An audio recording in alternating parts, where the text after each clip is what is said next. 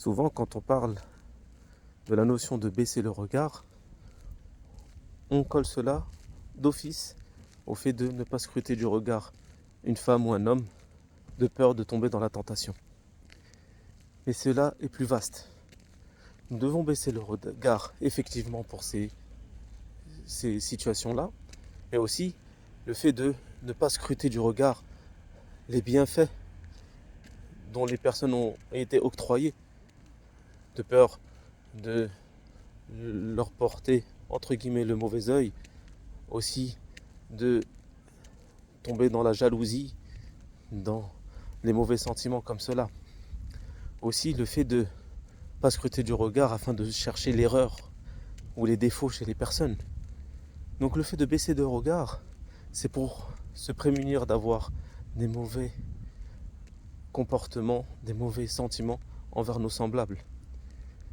Baissons le regard sur le fait que des personnes ont pu avoir été octroyées de bienfaits, aussi de peur de changer nos opinions sur elles à cause d'une mauvaise interprétation de ce qu'on pourrait remarquer, ce qui pourrait être un défaut ou pas.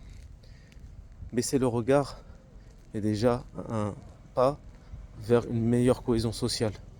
Ne pas scruter les vies des autres, les défauts des gens, car nous sommes aussi des personnes ayant des défauts et ayant des bienfaits. Sauf si la personne vous annonce ou vous fait part de ses bienfaits, partage sa joie avec vous. C'est une bonne chose, c'est une manière pour lui de reconnaître le bienfait d'Allah subhanahu wa ta'ala et aussi le fait de partager sa joie avec vous. Donc quand cela émane de la personne, ce n'est pas un souci, masha'Allah. Et ne pas oublier de faire des invocations afin qu'Allah subhanahu wa ta'ala lui rajoute et lui permette d'en avoir plus et de bénir ses biens. Et en même temps, on n'aimerait pas que des personnes scrutent nos défauts. Donc ne scrutons pas les défauts des autres. Sauf si nous avons ce statut. Nous sommes des éducateurs, nous sommes des professeurs, ou nous sommes des imams, ou des personnes nous demandent un avis sur quelque chose. Là, on peut intervenir dans le but de corriger et de guider vers la bonne voie.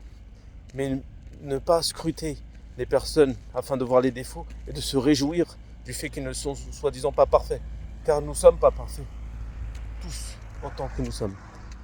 Donc baissons le regard et ayons un bon comportement les uns envers les autres.